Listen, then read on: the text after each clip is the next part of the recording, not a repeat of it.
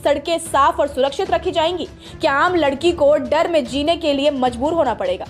पीड़िता के भाई ने कहा कि हम एक साधारण परिवार से हैं, मेहनत कर रहे हैं। अगर इस तरह से सड़कों पर डराया जाएगा तो फिर कौन सुरक्षित रहेगा? ये सिर्फ एक भाई का नहीं, हर उस इंसान का सवाल है जो अपनी बेटी, बहन या पत्नी को हर दिन शहर की सड़कों पर छोड़ते हुए सुरक्षित लौट आने की दुआ करते हैं। पुलिस के मुताबिक कार प्रयागराज आरटीओ में रजिस्टर्ड है और उसमें सवार युवक वकील बताए जा रहे हैं। एडीसीपी पूर्वी पंकज सिंह ने बताया कि घटना समता मलक चौक से पॉलिटेक्निक चौराहे के बीच की है। महिला ने पॉलिटेक्निक चौकी पर आकर शिकायत की। सीसीटीवी फुटेज में महिला भी एक कार का पीछा करती दिख रही है, गाली गलौज करती नजर आ रही है। फिलहाल जांच जारी है। हमारी टीम गैर जनपद में भेजी गई है। आरोपी वकील बताए जा रहे हैं, जल्द ही गिरफ्तारी होगी। क्या एक लड़की जो जान से डर रही थी, उसका रिएक्शन साक्ष्य बनकर उसके ही खिलाफ खड़ा कर दिया जाएगा? क्या अब एक डरी हुई लड़की को अपनी प्रतिक्रिया भी तोल मोल कर देनी होगी ताकि सिस्टम उसे ही कटघरे में खड़ा ना कर दे? ये घटना सरकार और सिस्टम पर भी सवाल उठाती है। 2017 से लगातार बीजेपी सरकार में है, लेकिन क्या अब भी बेटियां सुरक्षित नहीं है? क्या ये सवाल सरकार को परेशान नहीं करती कि हर कुछ महीनों में यूपी की सड़कों से ही ऐसा कोई वीडियो क्यों वायरल होता है?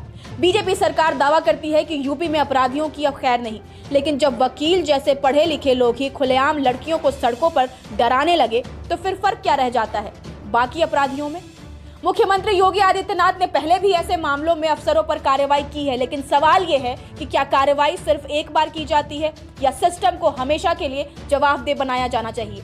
जब तक डर कानून का नहीं बल्कि लड़कियों के दिलों में रहेगा, तब तक कोई सरकार अपनी पीठ थपथपाने के लायक नहीं है। तो जवाब कौन देगा? कब मिलेगा आम लड़की को असली सुरक्षा का भरोसा? और क्या योगी सरकार सिर्फ नारे देगी या जमीन पर भी बदलाव लाएगी? फिलहाल आप इस पर क्या कुछ सोचते हैं? हमें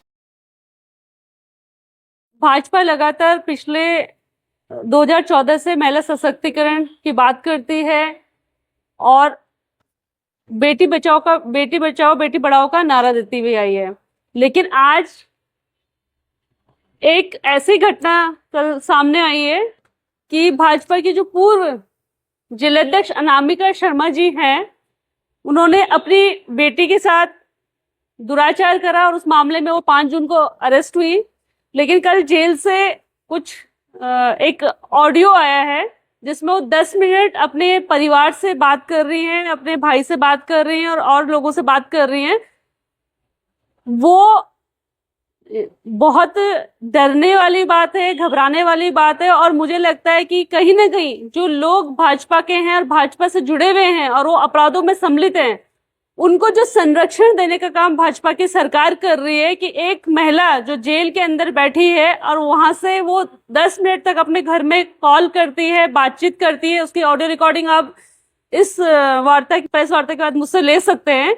ये चिंता का विषय है कि जो लोग अपराधों में शामिल हैं, अगर वो भाजपा के लोग हैं। एक बहुत बड़ा मामला था ये कि एक 13 साल की बच्ची के साथ एक माँ ने अपनी ही बेटी के साथ यौन शोषण करवाया, बलात्कार करवाया, उसको शराब पिलाई और उसमें मुकदमा है। वो महिला योगा दिवस के दिन जेल के अंदर उसको सम्मानित किया जा रहा है। ये फोटो जेल के अंदर से हम लोगों के पास आई हैं और उसका एक ऑडियो है जिसमें वो अपने घर में बात कर रही है, अपने केस को इन्फ्लुएंस करने की कोशिश कर रही। वो एक ऑडियो जो अपने भाई से वो बात करते हुए आया। उसके अलावा वो सोचिए कि उसको किस तरीके की सुविधाएं जेल के अंदर मिल रही हैं कि वो अपने केस को इन्फ्लुएंस करने की कोशिश कर रही है। तो हमारी इसमें जेल प्रशासन और भाजपा की सरकार से एक मांग है कि वो कौन से अधिकारी हैं जो उनको ये सुविधाएं मुहैया करा रहे हैं और क्या ऐसे ही जो बाकी महिला कैदी हैं या जो बाकी कैदी हैं उन लोगों को भी ये सुविधाएं मुहैया सरकार कराती है कि वो अपने केस के लिए या जेल में बंद होके अपनी जो सामाजिक गतिविधियां हैं वो कर सके, या सिर्फ भाजपा के लोग जो उसमें इन्वॉल्व है उन लोगों के लिए ये सुविधाएं हैं। ये एक सोचनीय विषय है जिसके ऊपर ये आज प्रेस रखी गई। दूसरा, बहुत बड़ी बड़ी बातें करके ये सरकार आई है। आज 2022 का आंकड़ा मैं आपको बता रही हूँ कि एनसीआरबी की रिपोर्ट के हिसाब से 4337 मुकदमे 2022 में महिला अपराधों के उत्तराखंड में, जिसमें कि 867 रेप केसेस हैं और जिसमें 637 नाबालिग बच्चों के साथ रेप के केसेस एनसीआरबी की रिपोर्ट के हिसाब से 2022 का 23 और 24 का आंकड़ा नहीं आया है। 23 और 24 का आंकड़ा नहीं आया है, लेकिन हम सरकार से चाहते हैं कि उसको भी सार्वजनिक किया जाए, क्योंकि आईटीआई की एक रिपोर्ट के मुताबिक महिला अपहरण में अपराधों में 91% की बढ़ोतरी 23 और 24 में हुई है, जिसमें नाबालिगों के साथ अपराध जो हुए हैं वो 100% बढ़े हैं 2022 और 22 की रिपोर्ट एनसीआरबी रिपोर्ट के हिसाब से। यूसीसी को भाजपा लाई, बड़ी बड़े वादे करे, बड़ी बड़ी बातें करी और समान नागरिकता कानून को लागू किया गया। उत्तराखंड में समान नागरिकता कानून को लागू किया गया कि एक व्यक्ति में एक विवाह कर सकता है, उसमें एक एक्ट है। और भाजपा के पूर्व विधायक सुरेश राठौर जी अभी बड़े सम्मान के साथ एक प्रेस कॉन्फ्रेंस करे, जिसमें उन्होंने एक्ट्रेस उर्मिला के साथ अपनी शादी की बात को माना है और उसकी ये फोटो हम लोग जारी कर रहे हैं। और हमारी भाजपा की सरकार से, मुख्यमंत्री धामी जी से ये सवाल है कि जो यूसीसी आप लाए थे उसका उल्लंघन तो आपके ही लोग कर रहे हैं, सार्वजनिक रूप में कर रहे हैं, प्रेस कॉन्फ्रेंस कर रहे हैं, और कहीं ना कहीं जो हिंदू मैरिज विवाह एक्ट है उसका उल्लंघन है और महिलाओं के सम्मान के साथ कहीं ना कहीं ये खिलवाड़ हो रहा है, जो भाजपा के लोग खुद ही कर रहे हैं। हमारा सरकार से सवाल है कि सुरेश राठौर पे कार्रवाई की जाए, केवल एक नोटिस देने से कार्रवाई को खत्म न किया जाए और यूसीसी का उल्लंघन के खिलाफ जो जिस एक्ट में उनकी गिरफ्तारी होनी चाहिए उनकी गिरफ्तारी की जाए। अदरवाइज जो यूसीसी को लागू करने का दावा भाजपा की सरकार कर रही है, जिसमें उन्होंने बड़े बड़े कैंपेन चलाए, उसका उल्लंघन जो उनके ही विधायक कर रहे हैं उस पर उनकी क्या उनका स्टेटमेंट होगा, क्या वो इस पे कुछ बोलना चाहेंगे, कोई बात रखना चाहेंगे, उनको अपनी बात को सरकार को सामने से आके करना चाहिए। ये दो मुख्य मुद्दे थे कि आज उत्तराखंड में लगातार महिलाओं के ऊपर अपराध बढ़ रहे हैं, अनामिका शर्मा जैसी अपराधी को जेल में सुविधाएं दी जा रही है, भाजपा का ही एक पूर्व विधायक यूसीसी का उल्लंघन कर रहा है और भाजपा इन मुद्दों पे चुप बैठी हुई है। एक तरफ वो महिला सशक्तिकरण की बात करती है, लेकिन ना उसने महिला अपराधों में अपनी कोई बात रखी, ना महिला आयोग की बाल आयोग की कोई जिम्मेदारी तय की हुई है, और ना ही वो अपने जो भाजपा के लोग लगातार, चाहे वो हरिद्वार गैंग रेप हो, चाहे चंपावत रेप हो, चाहे हल्द्वानी दुख संघ का अध्यक्ष का जो मामला है, चाहे वो सल्ट का रेप का मामला है जिसमें भाजपा के ही लोग सम्मिलित थे, उन पे क्या कार्रवाई कर रही है, उस पर कोई बात नहीं हो रही। ये मुख्य मुद्दे थे आज के। सदर थाना जमुई के सिकरिया गांव का है। 24 साल की आयुषी कुमारी अपने पति और बच्चे को छोड़ प्रेमी भतीजे सचिन के साथ घर से फरार हो गई और मंदिर में शादी रचा ली। गांव के मंदिर में ही भतीजे ने चाची की मांग में सिंदूर भरी और शादी संपन्न हुई।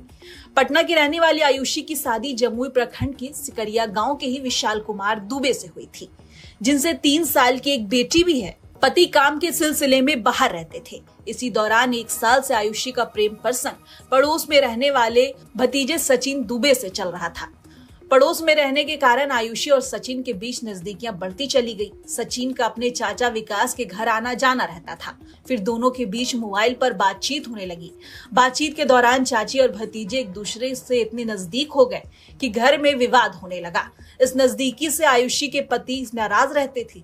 आयुषी के पति को ये रिश्ता मंजूर नहीं था। जब पति ने विरोध किया तो आयुषी प्रेमी भतीजे के साथ फरार हो गई। आयुषी कब से प्यार था इससे? 2 साल से। कैसे प्यार हुआ था, कैसे दोस्ती हुई? अब प्यार थोड़ी कैसे और कब होता है, वो तो प्यार तो कभी भी अटैचमेंट कभी भी हो जाता है किसी से। मोबाइल के जरिए बात होती थी या घर के बगल में होने के कारण क्या हुआ था? कुछ तो हुआ। मोबाइल घर से भी कनेक्शन इसकी वजह से भी और मोबाइल से भी हुआ था। तो कौन लगता है रिश्ते में? तो आपका कुछ लगता है कौन है रिश्ते में? रिश्ते में मेरे हस्बैंड है, उससे ज्यादा मेरे को। अभी हस्बैंड बने, पहले क्या? पहले भी मेरे हस्बैंड थे। सुनने में आ रहा है कि आप इनकी जो आप चाची शायद- थी। जो आप सुने शायद वही सच होगा। चाची ही थी। हाँ तो अपने भतीजे पे दिल आ गया आपका। बस। तो अब जो आपके पहले पति थे उनको छोड़ दिए हैं, डिवोर्स दे दिए। डाइवोर्स हो गया आपकी, हम्म, अब इनके साथ रहना है। हम्म, कोई तरह का गिला शिकवा तो नहीं है आपको? कोई गिला शिकवा नहीं है। अब इनके साथ जीवन भर रहेंगे ना? हाँ फिर कहीं वापस तो नहीं चले जाएंगे वो अपने पति के पास? वो फालतू काम हम नहीं करते। एक फालतू बच्चा काम वो किया, हम एक नहीं। बच्चा भी था आपका। फालतू काम मेरा पहला पति किया, हम नहीं। एक औरत के साथ, हर औरत एक जैसी नहीं होती है। क्या किया था आपके साथ? अत्याचार किया था, तब किसी से किसी को दिल लगा होता है, कैसे फालतू का किसी को दिल लगा होता है। मतलब अत्याचार के बाद आप दिल लगा लिए अपने भतीजे से? बस हाँ, अरे वो अपना बच्चा को क्या कीजिएगा? वो वहाँ लिखा हुआ है कोर्ट में। क्या? अब इतना आप लोग को सफाई हम नहीं ना दे नहीं सकते। फिर भी क्या आप क्या चाहते हैं? अपने बच्चे को ले जाना चाहते हैं? क्या चाहते हैं आप? मेरा बच्चा बायोलॉजिकल जो फादर है उसी के पास रहेगी। आप पे आपका उन पर अधिकार नहीं होगा? नहीं, कोई अधिकार मेरा नहीं है। अब अच्छा, पहली शादी कब हुई थी आपकी? 2021 में। और 4 साल बाद फिर ही दूसरा शादी कर रहे हैं। अब बाकी की जिंदगी चाची आयुषी अपने भतीजे संग गुजारना चाहती हैं और भतीजे सचिन ने भी जन जन के लिए साथ देने का वादा कर लिया है। खुशी तो बहुत हो रही होगी।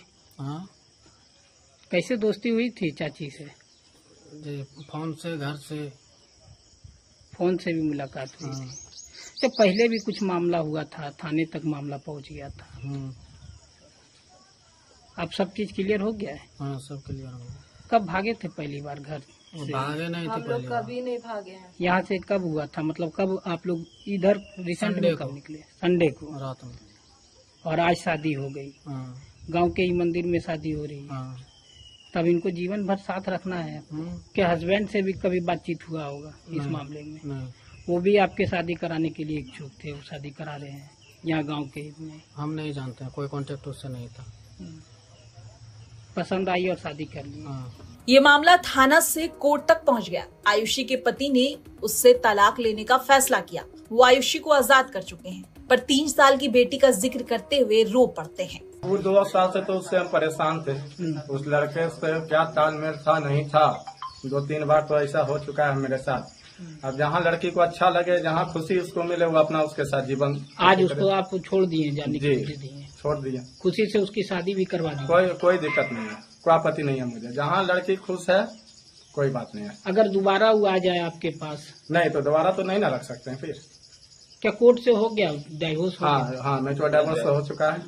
डाइवोर्स की प्रक्रिया? हाँ, प्रक्रिया है। अब प्रक्रिया से पहले वो शादी कर ली है, अब तो इसमें तो हम कुछ अब तो नहीं कर सकते हैं। अब पूरे तरीके से आप उसको आजाद कर दीजिए। जी, पूरे तरीके से उसको हमने आजाद कर दिया कि जहाँ वो रहे वो अपना खुश रहे, मुझे कोई आपत्ति नहीं है। कोई आपत्ति? कोई आपत्ति नहीं अच्छा, कितने दिनों से ये प्यार प्रसंग चल है। ये रहा था? हमको लगता है क्या कम से कम तो साल भर, 1 ईयर तो होगा जरूर।